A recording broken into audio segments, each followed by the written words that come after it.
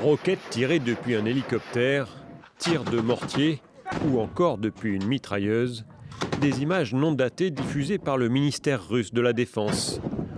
1, 2, 3. La mitrailleuse, pourquoi elle est là? Moscou tente de reprendre la main et de rassurer quant à sa présence. Une guerre informationnelle alors que la confusion règne au Mali. Africa Corps, le nom donné à la présence russe dans le pays, cherche à montrer qu'elle aurait permis de défendre l'aéroport de Bamako pris d'assaut.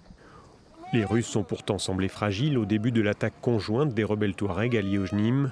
Au moins 400 paramilitaires ayant été forcés de quitter Kidal, reprise par le Front de libération de l'Azawad. Départ critiqué par des officiels maliens s'estimant lâchés. Depuis, le chef de la junte Assimi Goïta, qui a coupé les ponts avec la plupart de ses soutiens internationaux, dont la France, s'est affiché avec l'ambassadeur russe, dont le soutien n'est pas remis en question. Vive le Mali, vive la Russie. Vive l'amitié Mali-Russie. Le ministère russe de la Défense a pourtant reconnu une situation difficile. Le 25 avril, des unités du corps africain ont empêché un coup d'État au Mali et ont aidé à éviter des pertes civiles massives. La Russie ne se cache plus d'intervenir directement au Mali depuis que les mercenaires de Wagner ont été remplacés par l'Africa Corps, qui dépend directement du Kremlin.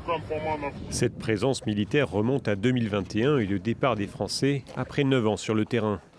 Le Premier ministre Choguel Maïga avait annoncé à l'époque une nouvelle collaboration avec les mercenaires de Wagner avant que les premières livraisons d'armes n'aient lieu. Le ministre de la Défense, Sadio Camara, tué dans sa résidence lors de l'attaque, voyait en 2022 d'un bon œil cette nouvelle collaboration. C'est le fruit d'un partenariat sincère avec un ami du Mali, la Russie. Selon des experts interrogés par France 24, le partenariat opaque qui lie la junte malienne et la Russie semble désormais largement fragilisé.